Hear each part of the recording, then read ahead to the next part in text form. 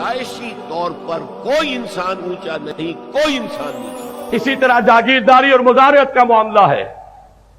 میں ہاتھ جوڑ کر عرض کر رہا ہوں علماء کرام سے، خدا کے لیے دین کی بعض باتیں جو کچھ حالات کی وجہ سے پس پردہ جا چکی ہیں، مصلحت کے تحت انہیں ظاہر نہیں کیا گیا، خدا کے لیے سامنے آئے اور ان حقائق کو لوگوں کے سامنے پیش کریں۔ علامہ اقبال نے بڑی پیاری بات کہی تھی، جو حرف قل اللفظ میں پوشیدہ تھی اب تک، اس دور میں شاید وہ حقیقت ہو نمودار۔ میں عرض کر رہا ہوں، دو حقیقتوں کو نمودار کرنے کی ضرورت ہے۔ نمبر ایک میں عرض کر چکا ہوں، جو علاقے بھی کسی وقت بزور شمشیر فتح ہوئے، وہاں کی زمینیں کسی کی انفرادی ملکیت نہیں ہے، یہ سب بیت المال کی ملکیت ہے۔ ان پر جو کاشت کرے گا وہ خراج دے گا براہ راست بیت المال کو، کوئی زمیندار نہیں، کوئی جاگیردار نہیں۔ غریب کی محنت کی کمائی میں سے حصہ لینے والا مالک زمین، زمیندار درمیان میں سے بالکل نکل جائے گا۔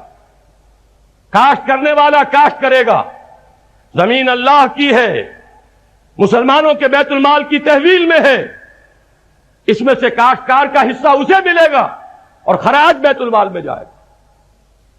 اگر یہ نظام قائم کر دیا جائے اور اس کے تحت نیا بندوبست اراضی ہو، ضیاء الحق صاحب کے دور میں جو شورا قائم ہوئی تھی، 2 مہینے میں بھی اس میں رہا تھا، میں نے وہاں فلور آف دی ہاؤس پر یہ بات کہی تھی کہ خدا کے لیے یہ نہ سمجھیے کہ انگریز جو بندوبست اراضی چھوڑ گیا ہے وہ کوئی مقدس شے ہے، اسے باقی رکھا جائے۔ 2 مرتبہ یہاں ایگریرین ریفارمز ہوئی ہیں، لیکن صرف سنار کی کھٹ کھٹ ہوئی ہے۔ جب تک کہ لوہار کا ہتھوڑا نہیں پڑے گا اس پر، صورتحال تبدیل نہیں ہوگی۔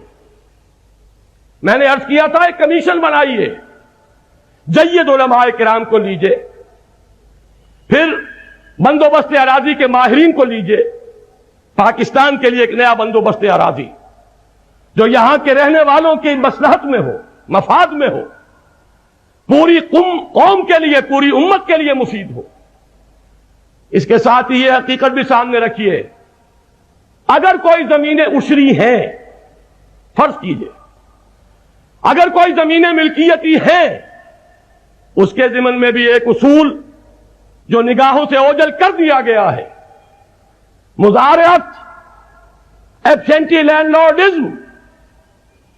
مالک زمین اپنے ایئر کنڈیشن بنگلوں میں بیٹھا ہوا کاشتکار کے خون پسینے کی کمائی میں سے لائن شیئر لے جائے۔ امام ابو حنیفہ رحمۃ اللہ علیہ کے نزدیک حرام مطلق ہے، امام مالک کے نزدیک حرام مطلق ہے۔ یہ دونوں امام چوٹی کے امام ہیں۔ امام اعظم امام ابو حنیفہ رحمۃ اللہ علیہ وہ تو امام اعظم ہیں ہی، امام مالک امام دار الہجرہ، امام مدینہ، ان کے شاگرد ہیں امام شافعی، پھر ان کے شاگرد ہیں امام احمد بن حنبل۔ گویا کہ 2 چوٹی کے امام جو صاحب الرائے ہیں، جو استنباط، استدلال، قیاس، اجتہاد پر زیادہ زور دینے والے ہیں، ان کے گلے سرسبت امام ابو حنیفہ رحمۃ اللہ علیہ۔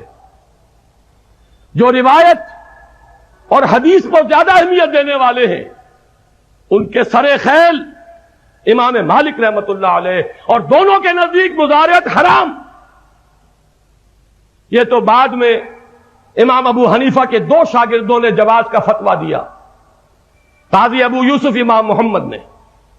آج امام ابو حنیفہ کی فقہ ہے تو حضرت امام ابو حنیفہ کے نام پر، لیکن اس میں فتویٰ چل رہا ہے صاحبین کا۔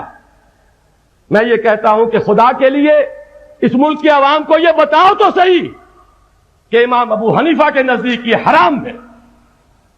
زمین جس کی ہے خود کاشت کرے یا اپنے بھائی کو دے دے، یہ نہیں کہ اس کے خون پسینے کی کمائی میں سے خود اپنے محل میں بیٹھ کر، اپنے بنگلے میں بیٹھ کر، اپنے عیش گاہ میں بیٹھ کر اس کے پسینے اور خون کی کمائی میں سے حصہ وصول کرے. یہ ہے وہ نظام مصطفیٰ.